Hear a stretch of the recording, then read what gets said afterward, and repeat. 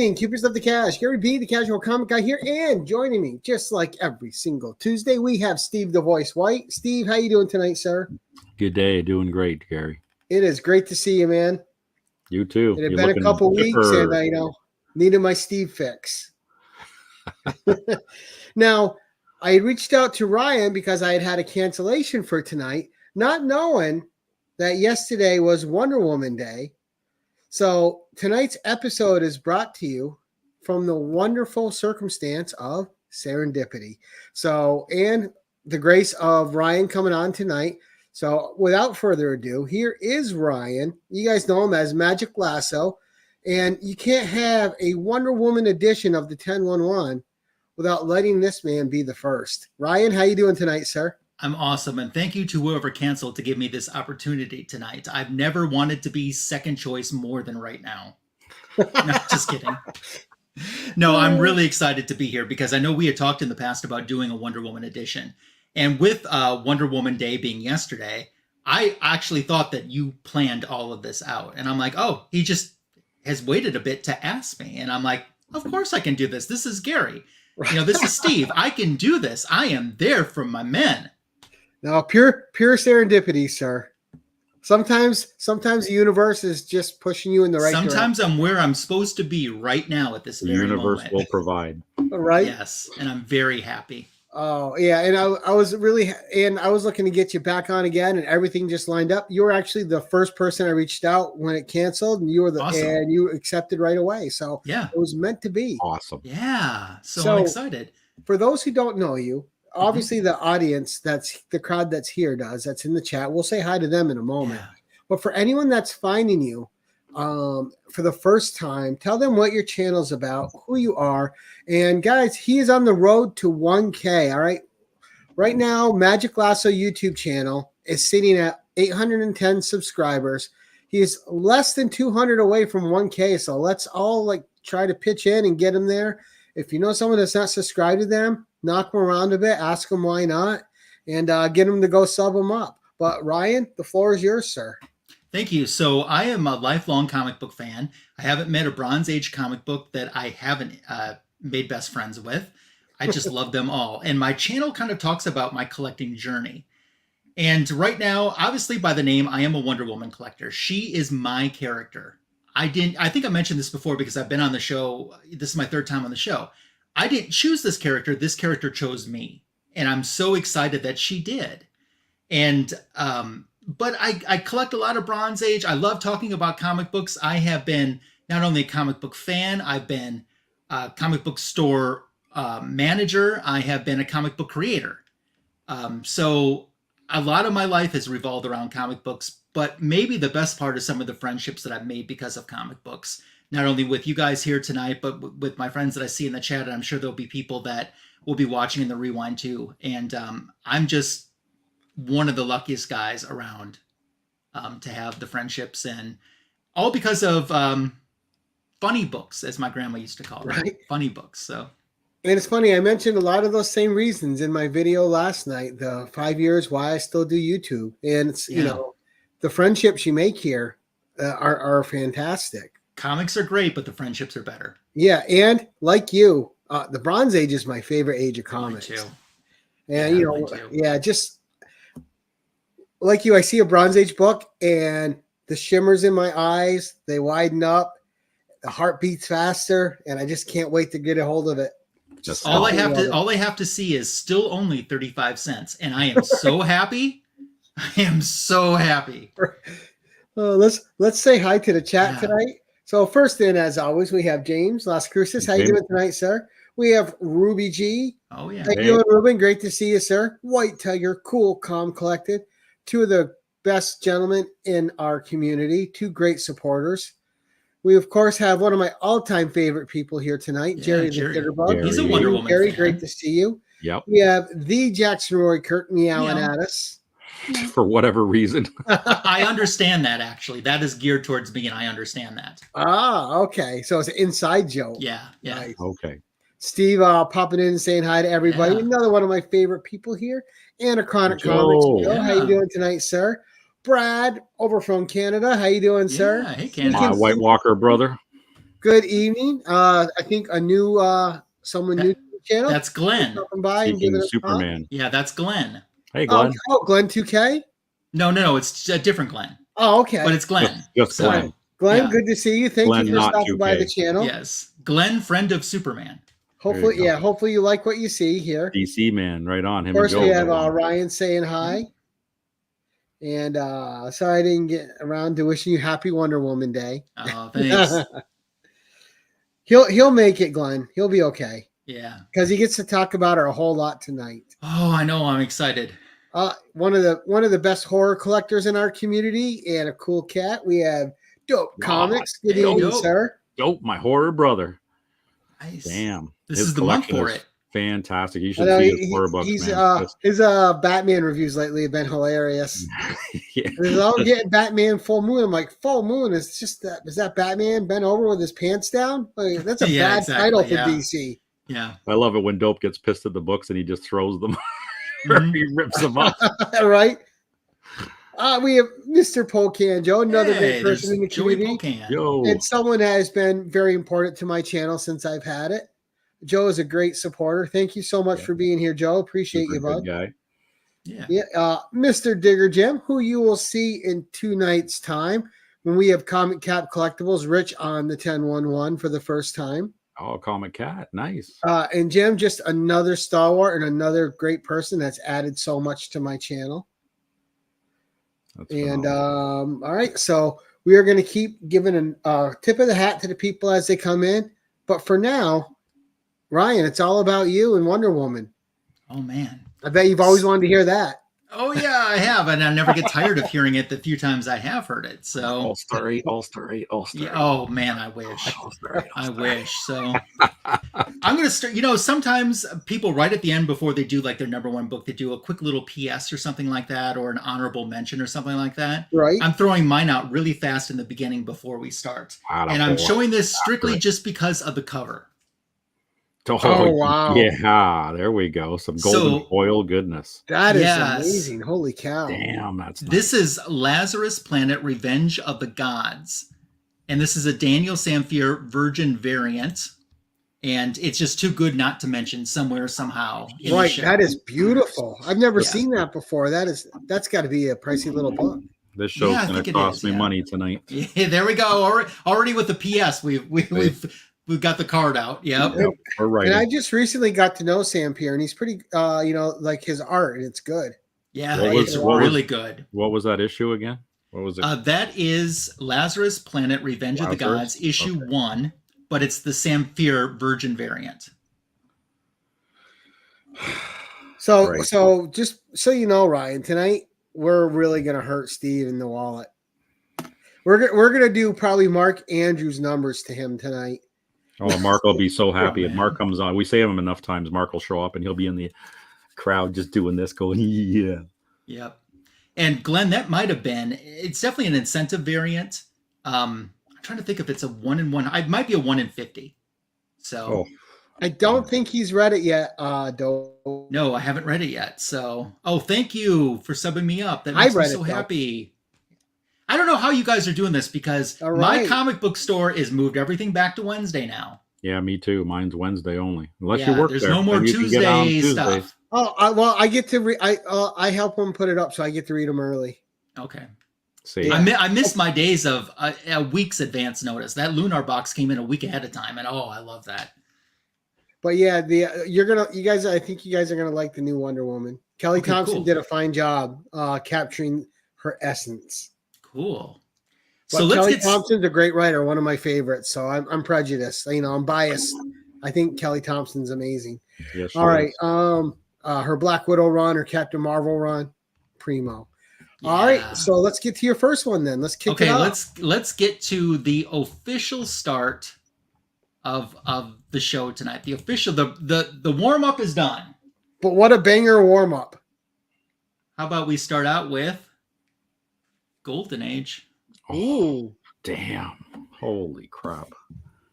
So, yep. Here we have Wonder Woman issue number 49. This was published in 1951, but you want to know what makes this book a little bit... There's two things about this book. One, pretty insignificant, and one much more significant about this book. The kind of insignificant, this was... The Golden Age books used to be bigger. Yeah. This was the last issue before the size of the book got trimmed down. Oh. So the next issue of this, it was a little bit smaller than this size. That's the insignificant portion. Why did they trim the size? That I don't know. It's going to be money. Yeah, probably Always money. about cost. Yeah, I'm sure it was money. So we're talking 1951 for this book. Yep, 1951. Yeah. But here's the big thing. Joe was only 20 then.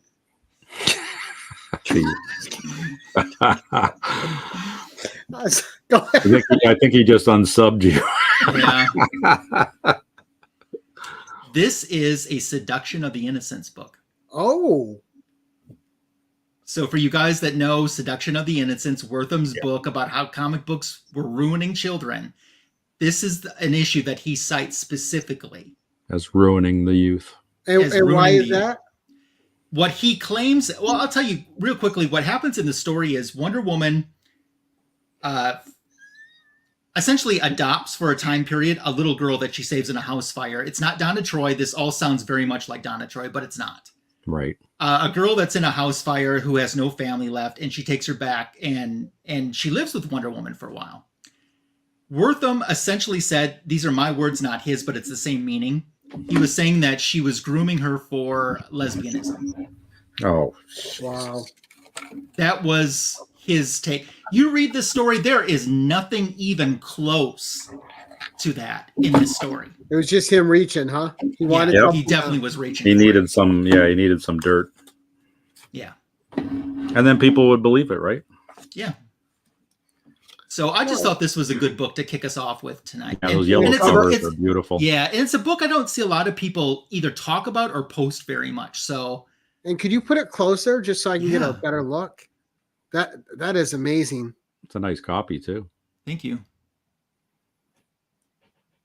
When I was a little young childhood collector, I thought if I could only get a Wonder Woman comic book where she had the sandals on, I'm like, that would be awesome. And now I have many with the sandals on. But back then, that was just a goal, just to own a Wonder Woman where she had sandals instead of the boots on. Instead of the boots. Oh, so as a bit of trivia for me, because I don't know, was the first issue she had sandals?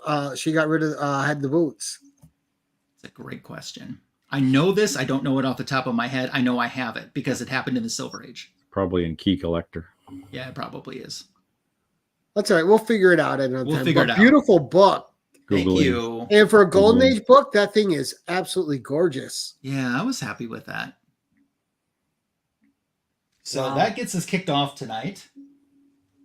And I thought we would follow it up with a little more modern. There we go. Wonder Woman Volume 3, issue number 1.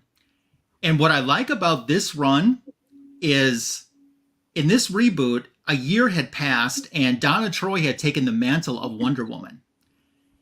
No one knows where the real Wonder Woman is. Donna Troy is fighting a group of Wonder Woman rogues all at once. And they think that they originally thought when Wonder Woman showed up, it's going to be Diana. And they quickly realize this is not Diana. And they don't care about Donna Troy and take her hostage in hopes that the real Diana will come to save her. Meanwhile, all of this is being observed by a government agent named Diana Prince. Wow. But you know, Donna should be able to kick all that ass too. They didn't do a whole lot with Donna, but this is a fun story. This story arc lasts 5 issues, and it's a takeoff of the Who is Donna Troy. It's called Who is Wonder Woman. Because Donna Troy is one of my favorites. She is too, and this is a great cover, but this incentive one I think is a little bit better for the same issue. And you get a little Donna on that cover. Oh yeah, perfect. Yeah, I like this one just a little bit better. Yeah, that's fantastic. Yeah. So rolling along. Uh-oh, you in the wrong place. Seriously. The only new mutant in the chat is Roy Kirk, so. Yes. So let's throw in, what is this doing in here? Oh, I have that book. You do. Do you know do you remember the significance behind this book? It was a relaunch of Wonder Woman in it. True, but there's something more. There's something more. And first of all, this is DC Comics Presents 41 for those at home. It is a preview of a new relaunch that they were doing with Roy Thomas writing Wonder Woman. But I'm going to just remember this little area over here. Oh, over here.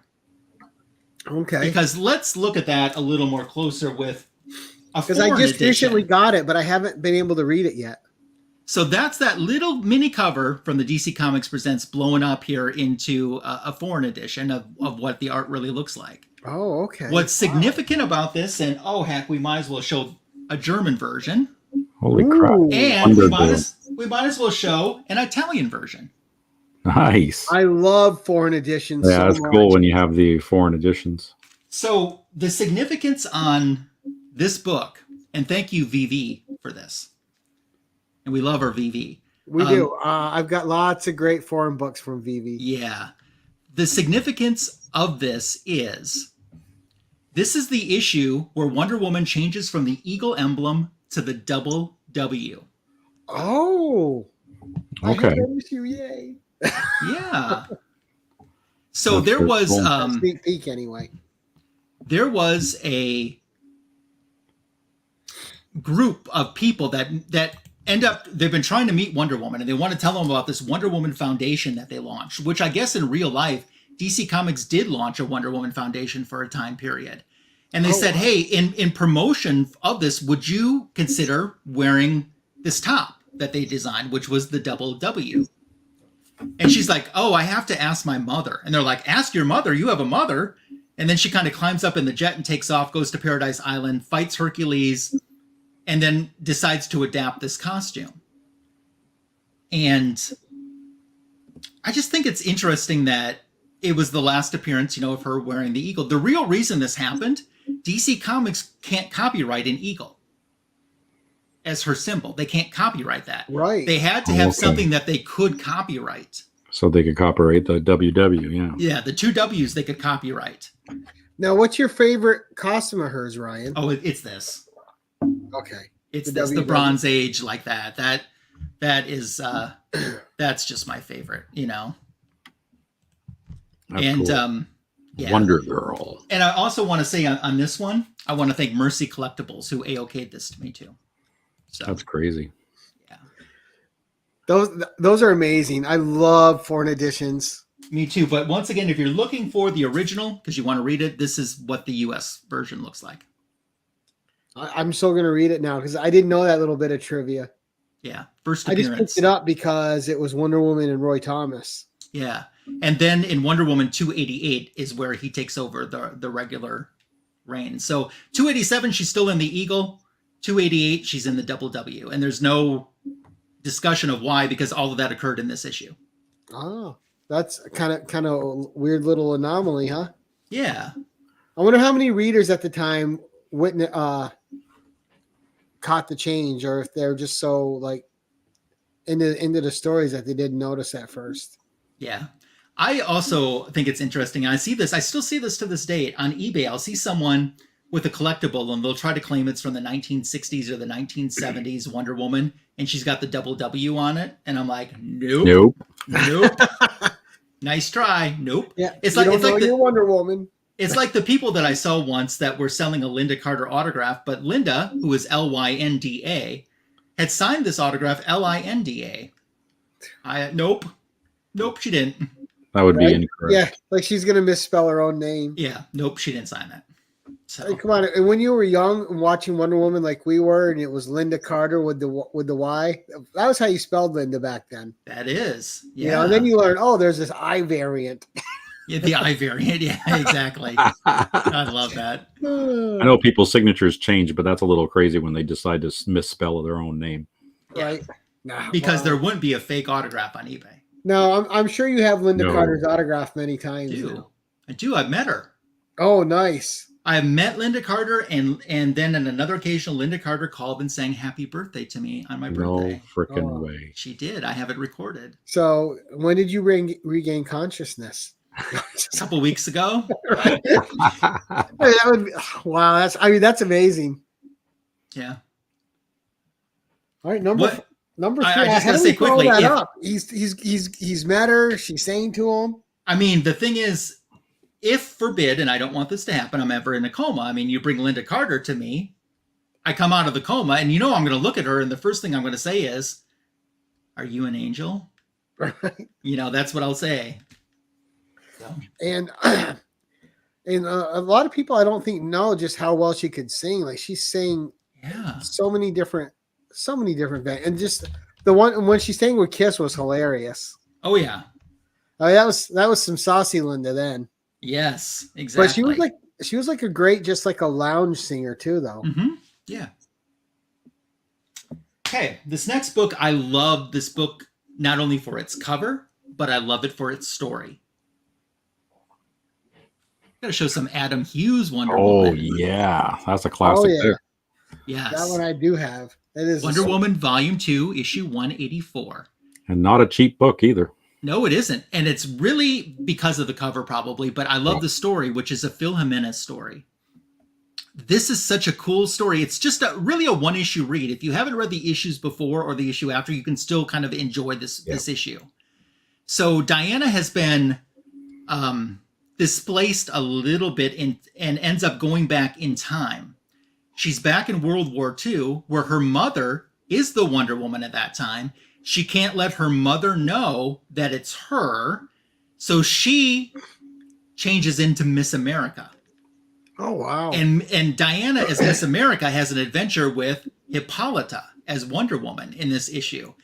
And it ends, Diana pretty much thinks that she pulled the wool over her mother's eyes in this issue.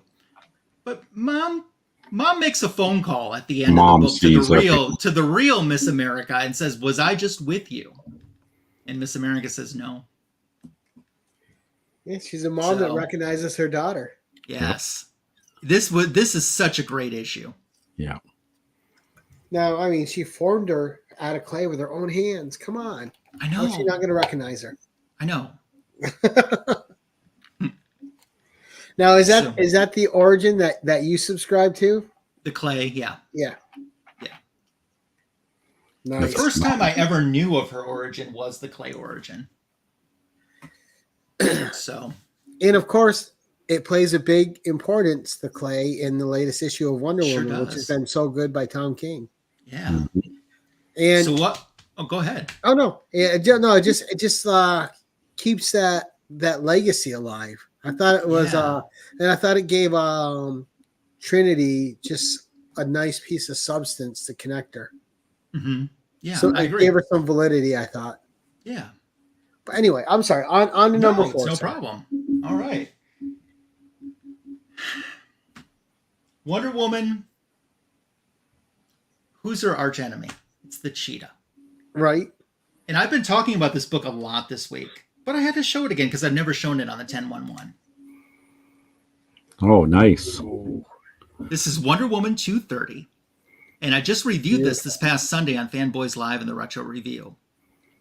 And on page goodness. This is a one-issue story. So this was back when Wonder Woman, the TV show season 1, which took place in World War II, was going on. So they moved the comic book back to World War II. And Wonder Woman has an adventure with Priscilla Rich. And Priscilla Rich is so smart in this issue. She comes up with such a genius way to discover Wonder Woman's secret identity. And that's by using these little cheetah darts that are like on her wrist.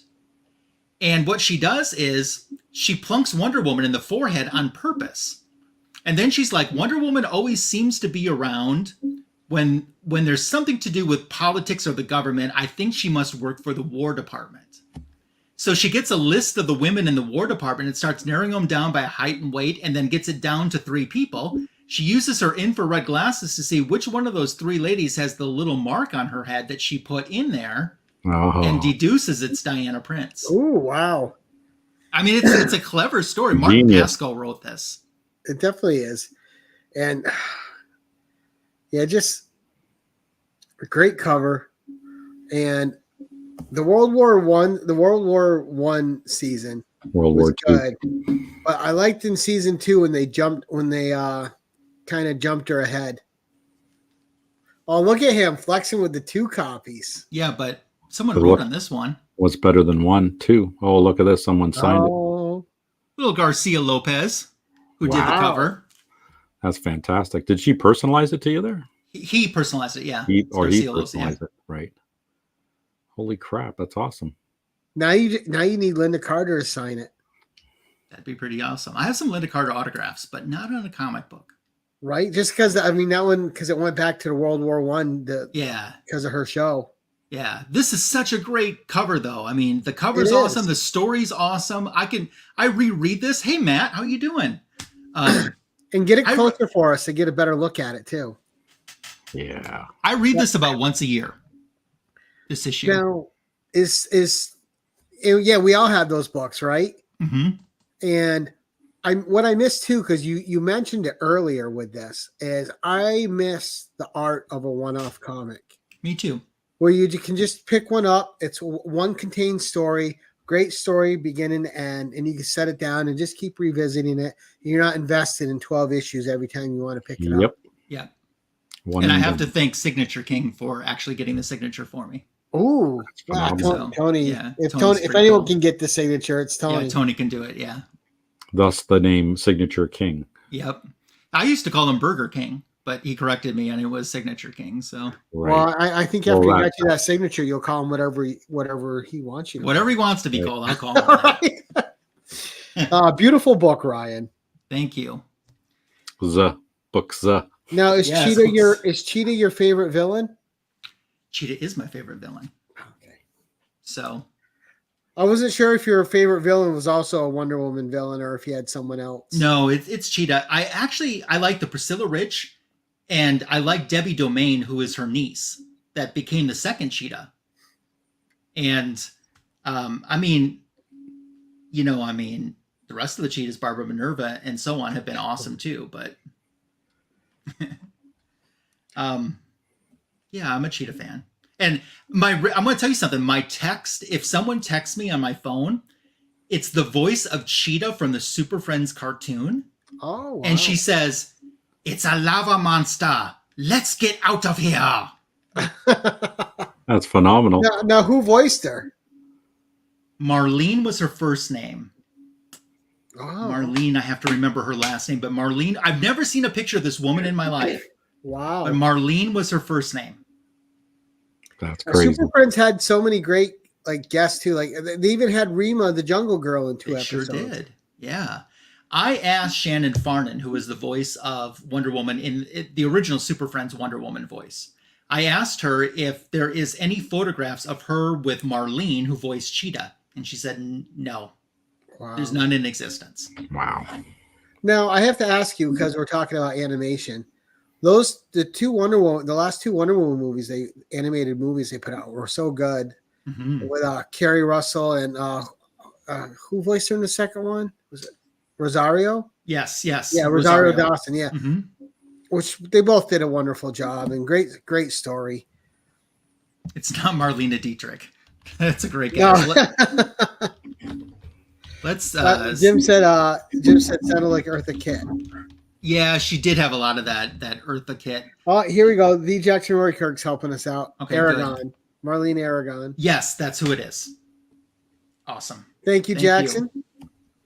Yes, and John, I did hear it fire off. The phone's in the other room, and I did hear Cheetah fire off when you said you texted, because I did hear it in the other room. Nice. See what happens when you give some people your cell phone number? Right. Yes. Goes right out of control. So. Yes. Number 5. Before I show this book, let me tell you what the book is, okay? Ooh, it's Wonder Woman Volume 5 from 2018, issue number 58. This is the blank sketch variant. Well, it was the blank sketch variant until it got sketched. Ooh. And before I show this, let's just look at the little sticker on the back. Do we recognize that? I bet someone in the community recognizes that. J. Hood Creative. J. Hood Creative sketched for me. Now, I can't remember who showed one of his things, and it was amazing. Oh. Because someone else on the show showed a sketch by him, and it was just another level. Oop, let me get back in focus. Okay. You ready to see this? Yep. No. I can't believe this. Nope. No, we're not ready? Nope. Okay. Here we go. Holy crap. Oh, nice. Linda. That's freaking Look Linda. at that. Jesus. It's like a photograph almost. So when we were talking about Linda signing stuff, this is what I would want Linda to sign. Damn right. I gotta send you my Ken Wheaton sketch after, which is the same pose. So I know what his frame of reference was for that. Yeah. I thought you were going to say you're going to send him your mailing address so you can send it. No, that's not happening. I love this book. That is amazing. So when you meet Linda Carter for the next time, there you go. Get her to sign that one. Yeah. Yeah, that gorgeous. Now, what's your favorite episode of the Linda Carter series, Ryan? I have a few. There's one. The first season in the World War II is a little bit better because you get to go back to Paradise Island more. You get Deborah Winger in her first ever TV role as Drusilla Wonder Girl. I like the first episode where they bring Diana back into modern day, into the 70s, because they have the contest on there, just like the comic book. I like that. There's an episode called Hot Amazon Wax, which is about Diana going undercover in the music industry. And essentially what it was is to promote Linda Carter's album that came out at that time. Right. I like that episode. There's one called Seance of Terror that is really good, about this little boy that takes pictures and the picture comes out with the person and someone who's passed away in their life. So that's a good episode too. And I like the 2-part Alien one too. Oh yeah. The Alien one's really good too. Yeah, Skrill. Skrill. Yeah. Not a scroll, a skrill. No, I got to show this again because this is just too freaking amazing. Phenomenal. Man, I'm definitely going to send you the picture of the one I have. I just couldn't believe. He said, "I drew you something. I hope you like it." Hope I like it. Hope you like right? it. Jesus, I guess so. Yeah. Now that's going to cost Steve money. He's going to have to get his own sketch cover. His own commission, yeah. Now Yeah, I'm just how good it is. There's no way I could do a Wonder Woman edition. And like I said, this is strictly all about the cover. I'm blown away. And Jamie is so nice and he's so talented and he's fun. So God. Yeah, amazing. Yeah. I always love you got to have him do a Gal Gadot one like that. Yeah, Gal would be cool too. Yeah. So you can put both of them together. Yeah, put them both together. I mean, I got to get the Have her budget. face them the other way. So that'd be cool, connecting covers. I get a budget, and then I'll go so wild. I'll ask him to even do me a Kathy Lee Crosby Wonder Woman. Do you remember Kathy Lee Crosby as Wonder Woman? That was the TV movie. It was a blonde Wonder Woman. Yeah, that one was not nearly. I'm surprised that we got the Wonder Woman show after that movie. Actually, we did because they got it so wrong. They're like, we love the character, but we got it wrong. Let's go back to the source, and that's kind of what got us the TV show. Right, and just I mean, and Linda Carter was basically broke when she got that role. That role saved her. Yeah, it did. So. Just so much amazing history of again serendipitous moments, right? For people. Yeah. There's Joe promoting his video, which Ryan, I don't know if you watched it, but Anachronic Comics did about like a deep dive into the Wonder Woman character. It's an amazing video he did. Great research. He does the history of Wonder Woman. Awesome. He's done that in Superman so far? I'm trying to remember. Oh, nice. Or Captain America, but they're great. Yeah, Deborah Winger, Wonder Girl. Yeah. So in my autograph collection, I have Deborah Winger, Wonder Girl, Linda Carter, Wonder Woman, Lyle Wagner, Steve Trevor. I have Red Buttons, who was in the first episode of Wonder Woman, and I have a still from him with Linda Carter. And I have several other guest stars. I have Stella Stevens, who was a villain in that first episode of Wonder Woman. So yeah, my Wonder Woman autograph collection's got a lot from the TV show in it. You still need an Adriana Padalecki one. I know I do. I think because that. she's a great actress and she got cheated out of being able to play her. She did. In my opinion. So what I think went on with that, you know how they were making such a big deal at the time that, oh, she's wearing pants. This Wonder Woman's going to wear pants. Right, and she fantastic. did. But she there's time in the show where she's wearing the classic outfit with the shorts. Right. I think people wanted the iconic outfit and they got kind of turned off. And also, I think it was more the creator than I know it wasn't her because she's got a fan base. Yeah. And also, if they packed a lot of stuff into a 1 hour pilot.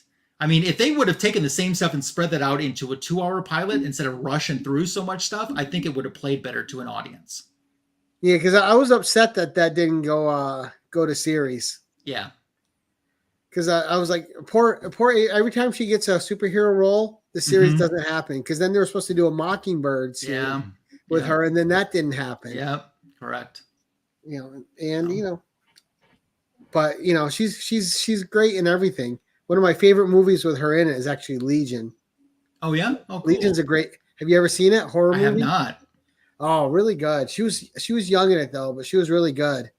Nice. She was having the child that was going to save humanity, and there was a rogue angel on Earth there to help save her, because God had sent the angels to kill her. Oh, wow. Yeah, so it was good. Good movie. Nice. I'll have to look for that. Yeah, and Vision was the angel that came to save her. Nice. Even I'm blanking on his name, but he's one of my favorite actors. Paul Bentley? Yes. Yep. But all right, number 6. We're going off track here. Yeah. Paul, yeah. Paul Bentley. Oh no, not the new Wonder Woman. Forget the old. Right? The new Here Wonder comes Woman. the new Wonder Woman. Yeah, the 70s attempt at it. Yeah, Wonder Woman Volume 1, Issue 178, I believe. And this starts the mod era Diana Prince. Mod, that's it. And she would be depowered in the next issue. And then like an issue after that, they'd kill Steve Trevor. And this was at a time Wonder Woman sales supposedly were just literally in the toilet. And I don't know if you guys know this or not, and this has been confirmed.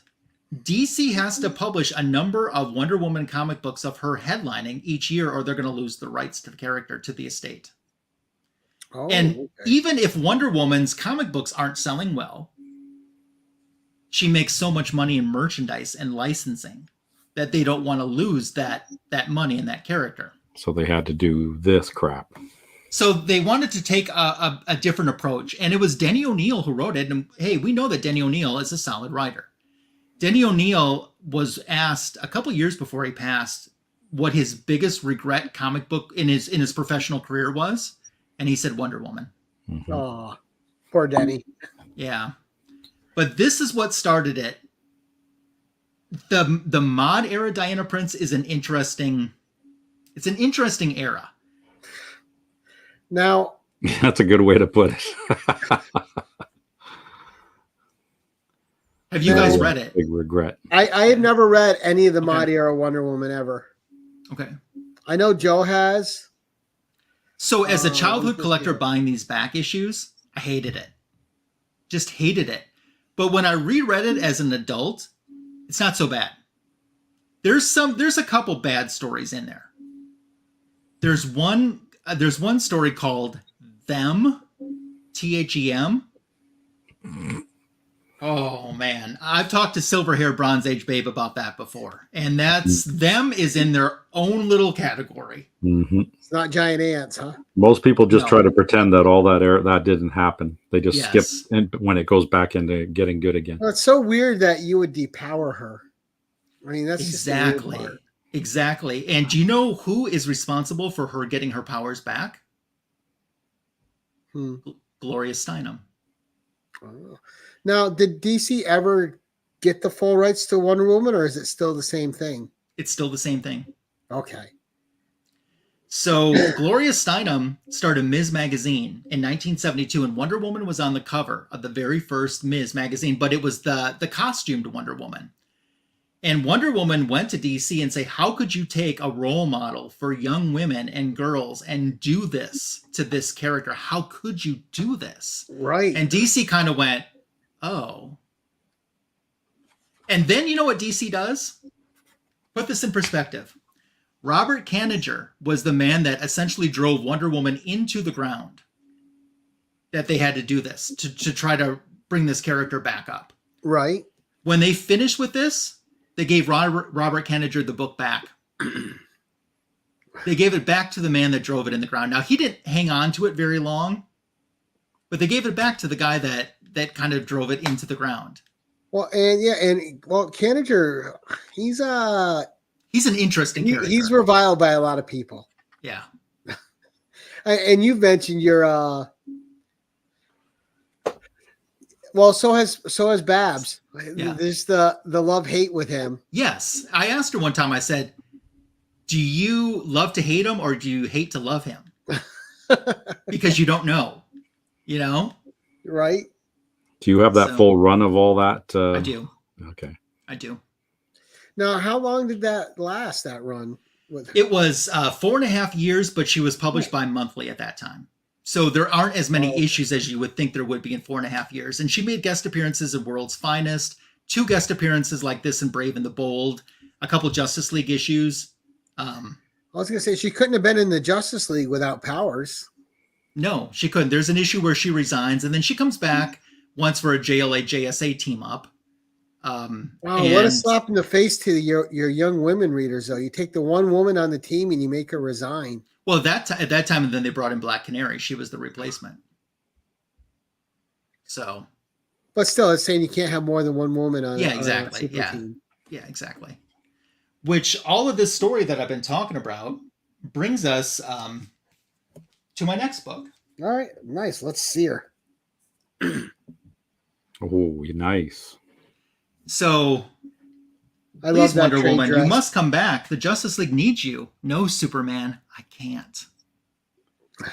So, after that brief stint of Robert Kaniger being back on Wonder Woman for a while, they got rid of him again, and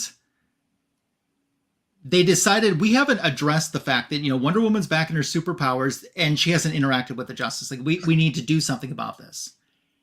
You're in so much trouble. I saw that. I saw that.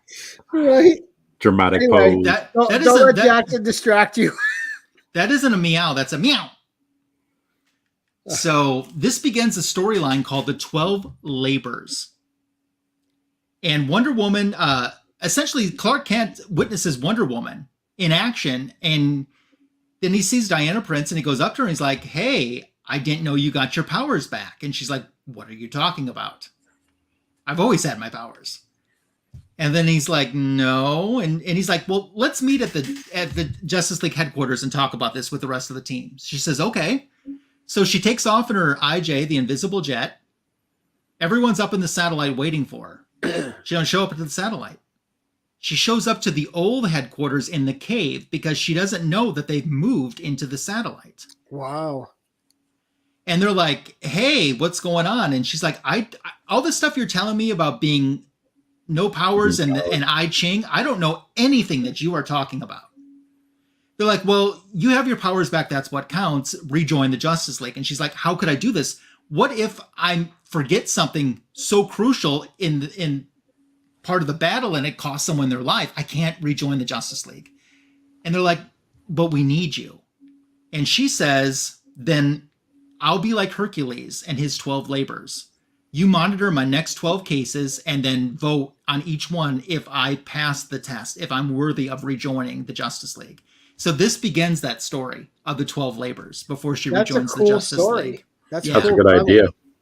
And each month there was a different Justice League member that was telling the story or recounting to each of these stories. And it isn't 12 solid issues. It's more like 10 because they put like 2 stories combined into one once, 2 cases combined into one issue. Now, what issue is that? This is 212, and it goes from 212 through 222. But you'll get stories with Black Canary monitoring Flash, monitoring Batman, Phantom Stranger, Red Tornado, Green Arrow, all those folks, monitoring Green Lantern, all those folks monitoring and deciding if she passed the test or not to rejoin the Justice League. And then it's in Justice League 128 that she actually rejoins officially in their title.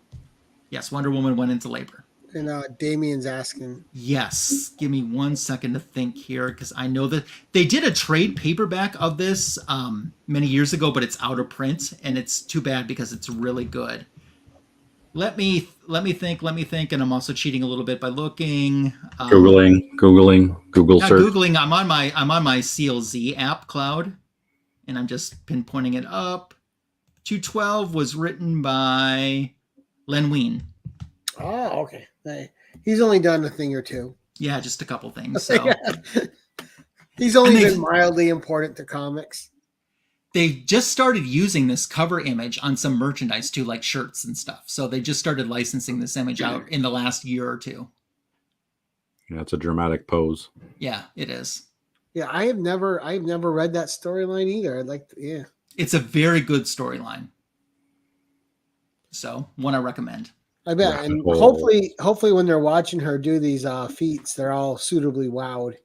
Yeah. Now, but what was the explanation for her not remembering her mod years?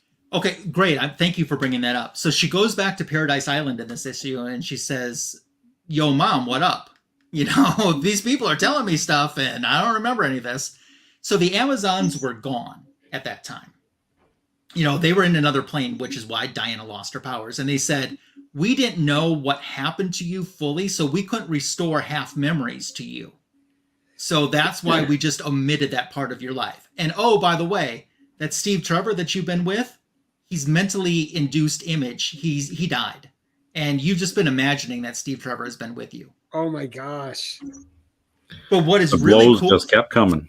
what's really cool about this, about a little less than, maybe around 100 issues later, they went back into that and pulled the thread from that and did a story about it.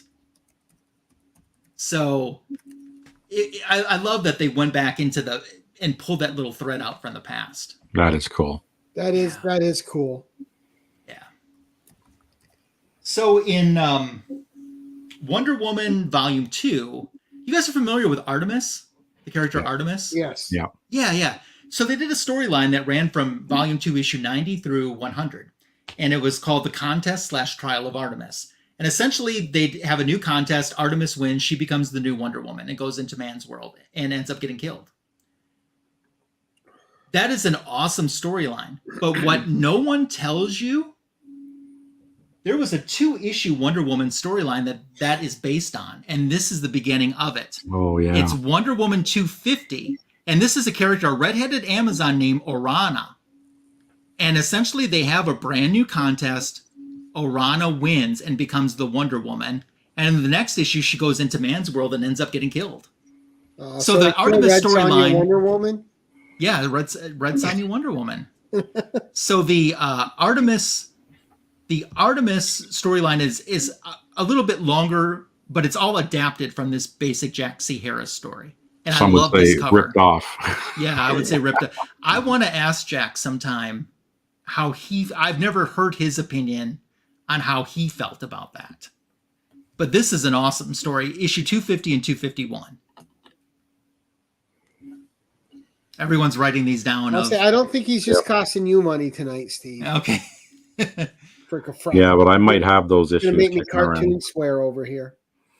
Phil Jimenez did a homage to this one month where they had a Harley Quinn themed variant month, and it was Harley who had bopped Diana over the head with her big mallet as she was being crowned Wonder Woman. I can't ever look at Wonder Woman. Hey, at least we didn't get on the subject of Fred Sonja. Fred Sonja. That's a dude who dresses up as Red Sonja. Yeah, that's just wrong. Yeah. Yep, it definitely is.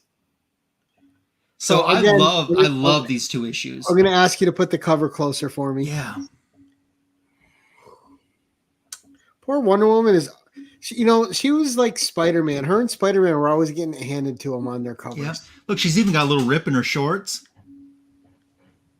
I mean, it's tragic. Tragedy. Yeah, but if you've ever read The Trial of Artemis and the contest storyline, read this too, because this is where all of that comes from. Well, I'm definitely going to get 250 and 251. And I'll tell you something else that a lot of people don't know too. Patty Jenkins, when she made the first Wonder Woman film, do you remember the scene where the Nazis attack Paradise or Themyscira?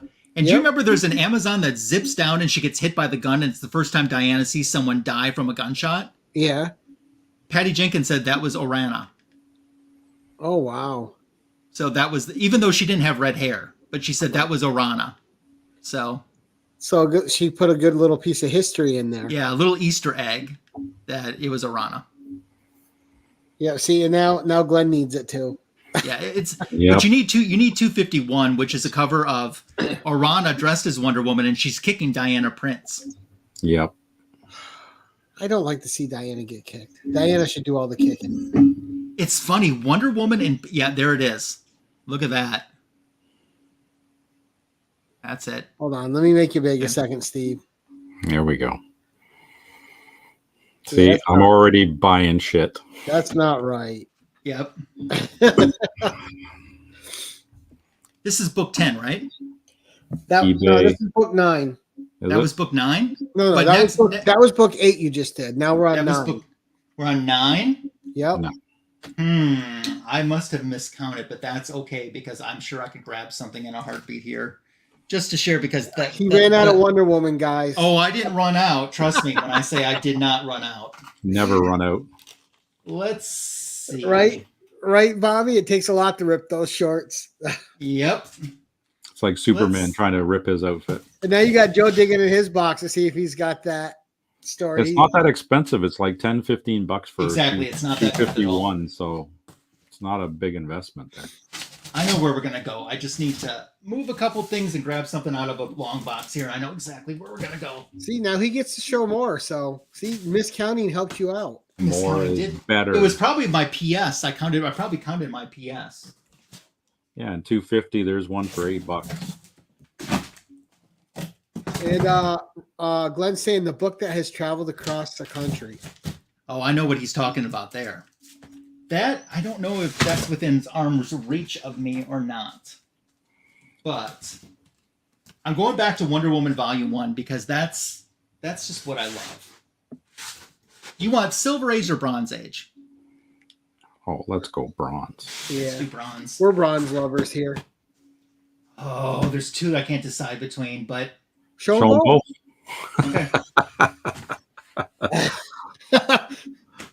We can put the Travato clause in there because you've already done the Travato clause, so you're good. 228. Nice. That's a cool cover. I had the opportunity to purchase the original art to this cover once. Ooh. No way. I didn't get it because I knew I'd only be able to afford probably one original art cover, and there was a different one I wanted instead, which I actually showed on a previous 10-1-1. But this is the issue. It's Earth 1 Wonder Woman versus Earth 2. As I said in the comic book, when the Wonder Woman TV show was set in World War II, they wanted the comic book set in World War II. This is the issue that transitions them from Earth 1 into Earth 2. And then when this issue ends, they stay in Earth 2. So, introduction of the Red Panzer. It's phenomenal. And the other one I wanted to show, I'm so glad I miscounted, is 231. Because I have that one too. This cover is just, I mean, first of all, that pose. Right? Yeah.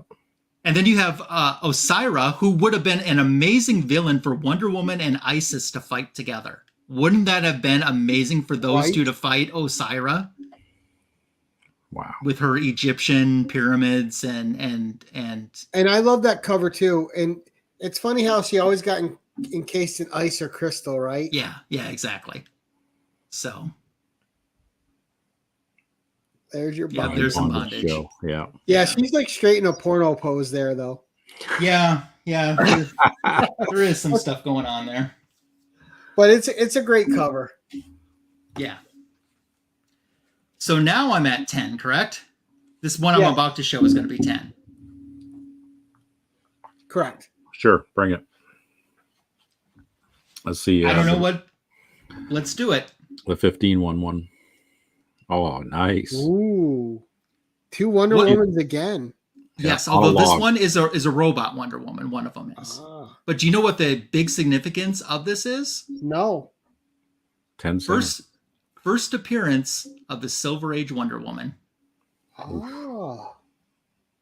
This is And Wonder look, Woman. she's wearing sandals. She is issue number 98. This, believe it or not, you will believe this because you know this comic book community that we have. This was an A-OK. Holy crap, really? Right. Wow, amazing. Man Cave Comics A-OK'd this to me. And I still can't believe I own this book. Because of this, I have all of the Wonder Woman comic books from the Silver Age to present. Wow. And then I have some Golden Age, obviously. I showed some Golden Right. Age before. That's still an impressive lot. But I have a run from Silver Age on up in her title. See, that's commitment. When you love a title and you love a character, go all in. Oh, and trust me, there's some that make it tough to go all in. Mhm. You know, I mean, No, they're not cheap. not only that, but some of the stories are horrible. Oh, You know, and then when there's you some have that are the whole good. mod. Yeah. Yeah. Right. Well, not But even as the a mod thing. I completionist, mean, you got to get them all, right? the completionist. Good But and I mean, bad. there's a Silver Age stories where Hippolyta's like, today we're going to have an adventure about kites. Everything we're going to do is going to be about kites. And I'm like, I paid $40 for this? You know, I mean, they were written for babies, as my other friend Right. says. Well, hopefully they had decent covers at least. Yeah, they did. So I still cannot believe that I have this book. Yeah, that is amazing. Now, who So- did the cover art on that? Do you know? Let me double check for you. While I'm checking, I'll tell you that this was the first time that Diana ever flew on the air currents because the Golden Age Wonder Woman didn't do that. This is the first blonde Hippolyta in the comic books. Ross Andrew. Oh, okay. It's a retelling of her origin. So it's for, Silver Age Steve Trevor as well. So And Ross Andrew, another great Ross Andrew, comic legend. yeah. Just a lot of first appearances. Bobby Yeah. Daly got off. What's cooler than one Wonder Woman riding a log? Two Two. Wonder Women riding a log. Yes. Over a falls. That's perfect. Yes. Which one will survive, the robot or the real one? We will never know. Yeah. Well, I mean, the robot's making a mistake by fighting in the water first. So Yeah, that's probably not the smartest idea. Yeah, one of those Elon Musk ones there. It's probably watertight. It's fine. Mm-hmm. So, oh, you got Damien saying Ross Andrew was the Wonder Woman artist. There Nice. you go. Correct. The- yeah. Because I really like Ross Andrews Spider-Man too. I don't think that gets enough love. Sure. Ross Andrew's great. He is. Mm-hmm. He's one of those artists that doesn't get spoken about enough. Agree. People like him, Mike Vosberg. There's a couple. I love Mike Vosberg. Oh, same here. He's I fantastic. love Mike Vosberg. See, I knew So- Ryan and I get along for a reason. Yeah. I have an idea for a commission from Mike Vosberg. I just got to finance this thing and just even find out how much his commissions are because I've got an idea that I would love. Have a Mike Vosberg Wonder Woman fighting his Savage She-Hulk Oh, on the man. cover. Mhm. That would be amazing. Ooh, Marvel Yeah. and DC fighting each other. Yep. No, they So- they just could be doing the Predator pose where they're like, they got their arm. Yeah. What's the matter, So- Diana? They got you pushing too many pencils. Oh, that's a wonderful cover. So now we got to get to your one with a personal story. Well, all of these kind of have a personal story to me. It's just one or another. Extended But personal story. extended personal story has to be. Oh, there we go. Yep. It has to be this. Oh, the Perez. Okay. But his sign signature too, Perez. huh? Sign So- Perez. George Perez announced his retirement, and during his first appearance after announcing his retirement was C2E2 in Chicago. And the line was insane, as you could imagine. As soon as I got in the door, I beeline for that line. Right. And it still was 4 hours and 50 minutes in line to get to him. But you know what? It was so worth it, because when you got to him, his energy was so big. He was everything that I was told that he would be, as how he loved his fans, and the creator fan interaction was like a dream come true. And I was told it would be, and it was. Well, so he did not disappoint. You've never heard one bad thing about. Like, you never hear one person go, "Oh, I had a bad experience with him." I've never heard that conversation. I got to ask him 2 of the questions that I've always wanted to know that I've never been able to find out the answer to. Ooh, and they were? I asked him why he created Cheetah as Barbara Minerva instead of just making her a new Priscilla Rich. Ah. And he said that he met someone, and when he was introduced to her, she was a professor. She said, "My name's Barbara Minerva." And he said, "Barbara Minerva, that sounds like a comic book name." He says, "I'm going to use that in a comic book." And he wanted that name to stick around. So that's why he chose her to be Cheetah. Holy cow, because he met the real Minerva. Yes. Amazing. And then the other thing I wanted to ask him, because, Perez wasn't supposed to do Wonder Woman when it rebooted. That was a very last minute decision. And he was only going to do 6 issues. As we know, he stayed on much longer because he fell in love with this character. Mm-hmm. But originally, like he did the Teen Titans. Yeah, originally at the end of Crisis on Infinite Earths, Wonder Woman was going to be turned into a statue. Oh. And if you remember in the Trina Robbins Legend of Wonder Woman, in the very first issue, first page, there's a Wonder Woman statue. That was her from Crisis, because that was already in production before they changed their mind on this and just killed Diana and reverted her back into clay. But I said to him, how were they going to get her from a statue back to a character again? What was your plan for that? He said, "We had no plan for that." He said, "I wasn't going to be the creator." He said, "We were just going to leave her as a statue, and whoever was going to do that book was going to have to figure out how to do that, how to fix that themselves." Wow. That's so it's just disrespectful to the character. Again. Yeah, you can't kill her off. She's immortal. She's got to last forever. Yeah. And that's what I'm really loving about this new run by Tom King. It's nothing but love and respect for Diana. I like that he personalized it to you too. Yeah, I asked him to, and he did, and I got a nice picture with him. But beyond this amazing experience with him, this issue is so good. It's the origin of Wonder Woman, but it adds so many layers to it, like the Well of Souls, and how that one is left behind. When the other Amazons are born, that one is left behind for a reason. How the Amazons are reincarnated women. Hippolyta was a cave woman. Yeah. So. And they were all women that were wronged in their previous lives, so they came back. Yeah. Yeah. And there was so much detail in this book. Oh my God! To read this book, you need to set aside some time, because he was long-witted in all of these issues. Yeah, not only writing-wise, but in the art. I mean, he doesn't skimp at all. No, the amount of work that goes into the art on every page in this, it's just amazing. It is. He was definitely let's make sure there's something in the background, not just a blank panel behind the characters. Yeah. He never phoned it in. No. God. So of course I do have an unsigned copy too, Well, of course. Like you do. Yeah, right. With the wraparound cover and again, a very affordable book. Considering, yes.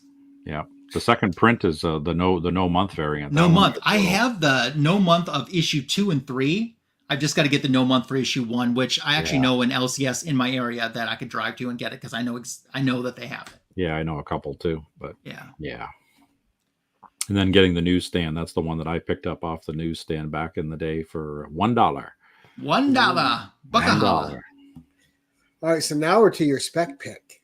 Yeah.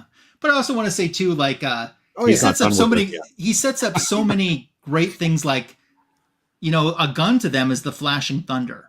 And then you stop and think, how did a gun get on Themyscira?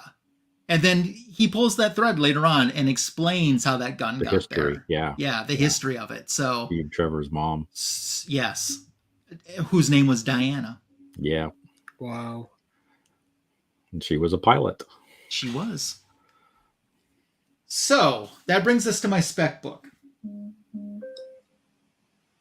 And love it or hate it, depending on what side of the coin you fall on, a true spec book is the current issue of Wonder Woman. It's issue number 14. It's and phenomenal. This is from the Tom King run. Okay. Now that we've gotten done with the all-in tie-ins, we come back to the storyline, but we come back in a bang. This issue has life, it has death. I understand the Wonder Woman fans that are upset with his run, and there are some that says that he disrespects this character. I get it. Well, and there's I don't get that at all from this run. I do get it a little bit, but I understand the ones that are so into it right now. Here's something, okay? Killing Steve Trevor, killing Hippolyta, it's been done. Yeah. I have many issues where these characters die. It's a resurrection. But you know what I don't have? I don't have an issue where Steve Trevor dies and Diana's in a cave mourning him so bad that your heart breaks for her when you're reading it. I have an issue where Wonder Woman goes and tries to get his soul back from the other side. But I don't have one where she finally gets to say her piece to him and say goodbye to him and accept him being gone. Yep. And how a part of him lives on and they make it important to another character. Yes. Yeah. First appearance.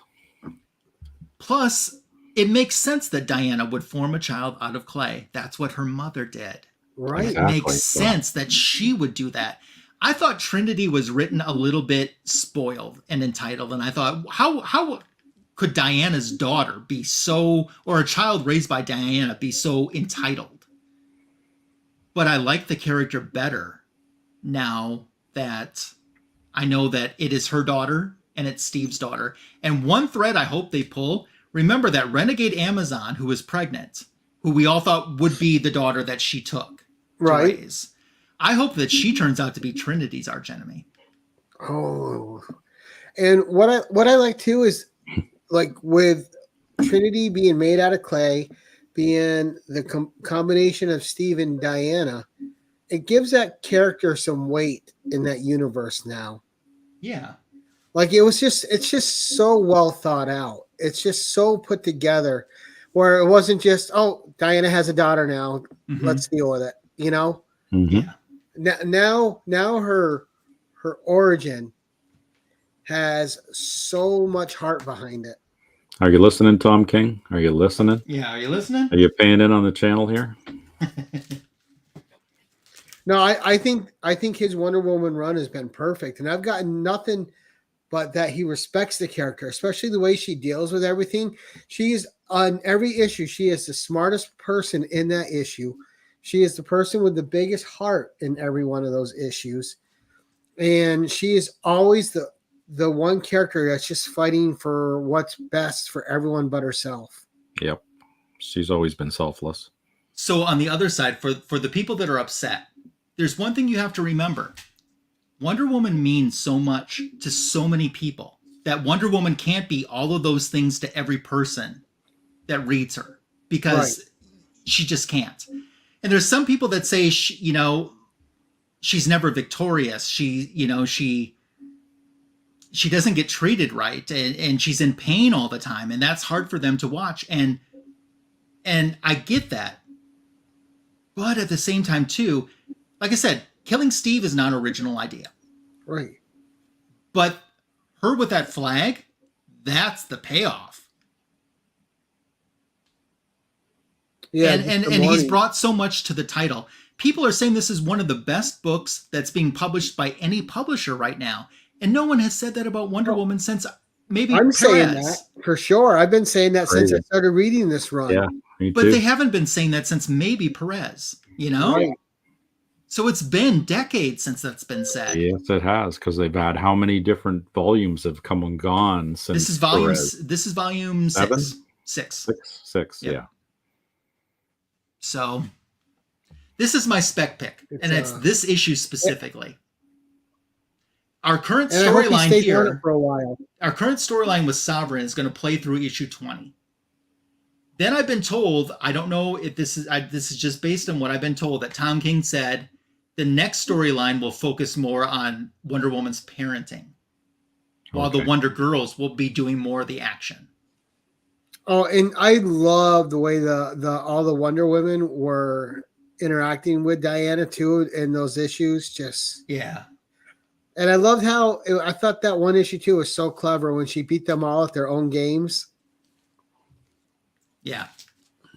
Yeah, and even though they made a promise to her, they're like, "No, we stand with you. Mm-hmm. Doesn't matter what you say. We're, you know." It just Yep. shows the heart that runs through that line. Exactly. Why these women became the characters that they are. I didn't understand the issue with the frickin' Batman and Superman birthday. That one just seemed like a filler issue to me. It did a little bit as a filler, but I think that one was supposed to show that while she was going through all of this, it was supposed to show that she was getting support and that the other heroes didn't turn their backs on her. Right. That they That's believed exactly in her. what I got out of it. That they're at a distance because that's where she wanted them. Mm-hmm. And there's so much respect for her from those other heroes that they will not go against what Diana has asked them not to do. Well, I'm glad I asked a question there because And that makes it also for me. Thank you. It also shows that Diana understands Batman and Superman better than they understand themselves. Mm-hmm. Yeah. Okay. You know, that she's the heart of that Trinity. Yeah. Well, even in this 14 issue where they're sitting on the bench with her, her grief is so much that even her best friends can't take her to a new place. And that's something new. Right. That's a new layer. Yep. And that's what I think makes this run successful are the new layers that they're giving us. And now they just have to develop Trinity as a character now that they've set this up. Yeah, they do. And Trinity's getting her own series. And, you know, at first I really wasn't interested. And now I'm changing my mind a little bit. I want to see Yara Flora being used a little more too. Yeah. I mean, Yara had her shot, and I just don't think that, I don't know what's going to happen with that. So they need the right person to write her. They do. Because in her series, when she had her series, it always seemed like she was going somewhere and getting ready to do something, but she never did anything. No. She was always going to do something, but she doesn't. Well, I don't know. Great episode, Ryan. Thank you. Thank you for having me on. I agree with your spec pick. Thank you. I think we're definitely going to see Trinity pop at some point here, and that's her origin story, which is amazing. You know, you have her first appearance, obviously, in Wonder Woman 800, but I think this is going to be the more important issue for her. Yeah. So much so I went and picked up a second copy of it. Did you? Yes. Did you get the same cover or did you get a different one? Same cover, two cover nice. A's. Nice. It's just I don't know. It's this Wonder Woman and Conan have been my favorite runs right now. Mm-hmm. They're just the people in charge of both those properties right now just understand the characters and understand the history. And that means so much, you know, when they get it, when they understand what's going on. So, well, that and people have to remember too when they're trying to judge all these things. And I'm saying this about my Conan. I'm saying this about Wonder Woman. These guys have the hardest task because these characters have been around for so long that you not only have to please the original fan base, you have to please and draw in a new fan base. Yep. So you got to put something that's new and exciting in there while still respecting everything that's come before in their long history. And that is a hard, tightrope to walk. Well, like I said, she can't be everything to everyone because she means so much to so many people. And since I've been reading this character, there's times that, you know, I barely recognize the character. Right. And there's times when I'm like, this is so boring. But then there's times when it's so exciting. And it's tough when they put bad creators that don't understand the characters on characters you love. It's like heartbreaking when it is. And you're just collecting them because you just have that love for the character. But at the same time, every issue is just like a slap in your face. Yeah. Yeah. Shit, now I got to get that B cover. But great Great episode, Ryan. Thank Again, you. I can't thank you enough. You know you're always welcome on this channel. Thank you. I can't wait till we do an all Dazzler. Oh, 10-1-1. yeah. See, now See, I'm it's in planting the there. seeds. This is what I do. I plant the seeds, and then in a few weeks, I'll sprinkle a little water on that seed. Oh, well, let's get you back next month for Dazzler. I'm There you willing. go. You let me I I know. will and I'm definitely willing, schedule you so- for Dazzler. But let's go around the horn and Steve, this is such a fun episode. Steve, what's Thank you. up? What's coming up for you, sir? It's going to be a busy week for me. My birthday weekend is coming up this Oh, weekend. nice. So tomorrow I've got the Voices Choices. I'll probably be hanging out with Trev on his channel. Friday I'll be hanging out with Joe Anachronic Comics on the Comic Book Crowd. Saturday I'm on Only Slabs with Rob Fatstacks for the very first time, even though he thinks it's the second time, but he's got me confused with Stephen Whiting. But yeah, it'll be my debut on Fatstacks. So Nice. that's going to be fun. And coming up in 2 nights' time for me, we have Rich from Comic Cap Collectibles doing his first episode of the 10-1-1. So join us for that. And then next week we have another new person on the channel, because we are going to have the Adventurous Joe on doing action figures next Tuesday. Oh, cool. Nice. And then on the 31st, we don't have a show. It's Halloween. So everyone have a great Halloween next Thursday. But so we're going to end the month with the Adventurous Joe with his first time on. So that'll be fun. He's got a great action figure collection. And then maybe in the future, we might have to get Ryan on for a Wonder Woman collectibles Ooh, edition I have of the those. 10-1-1. Yeah, Oh, yeah, I no. have those. More rabbit hole. So he's going to Yeah. have to start sorting that out and getting it ready. But Sorting is the true word, because a lot of my stuff isn't displayed. It's in boxes, but it's all here with me. So Steampunk Wonder Woman is posted on my Instagram. So just go back a little bit because it's posted. If it's okay to talk about my channel. no, I was just going to bring it up. I was just Sure. letting you answer him. Yeah. So on Sunday night, we did a cheetah-themed Fanboys Live in the Retro Review, the day ahead of Wonder Woman Day. Then yesterday, I did a mod-era bondage cover, Diana Prince, Wonder Woman 199, that classic bondage Jeff Jones cover, as the back issue of the week. That's a short that I do weekly. Today I did a guest starring Wonder Woman video on my channel where I show just some comic books where Wonder Woman happens to be a guest star and that I've recently added into my collection. I'm doing a week of Wonder Woman posts on my Instagram all week long, so you can follow me on Instagram at @TheMagicLasso. That's what's on my channel now. I'll have Fanboys Live in the Retro Review, a DC Comics show, Sunday nights, 8:15 p.m. Eastern, 7:15 p.m. Central. And do comic book editions videos. Thank you to the new subscribers I gained tonight. If you're watching on the rewind or sub me in the future, I thank you in advance for finding what I have to say interesting enough that you would want to spend some time on my channel. I don't take your time for granted. And that's kind of what's going on. I also want to thank, last night, I was on Joel the Geek's YouTube channel for Wonder Woman Day Live, and we had a lot of fun with that too. So, and I thank you for having me on tonight and letting me celebrate Wonder Woman Day. Oh, and next week, you're going to love this, Gary. Next week, next Tuesday, I'm pretty sure I'm ready to pull the plug on this. I didn't buy. I have a Dazzler commission unboxing. Ooh. It is Dazzler. It's another character, both on the cover, another female character, both on the cover. And then there's a nod to another character in the background. And all three of these characters have something in common, besides just being ladies. Wait till you see this commission. Wait till you see it. I haven't seen the actual one is here with me right now. I haven't opened it, but I've seen the scan of it. So I know what it looks like. You heard the teaser here first. Yep. Wait till you And now see this. he's already got me jealous of this cover.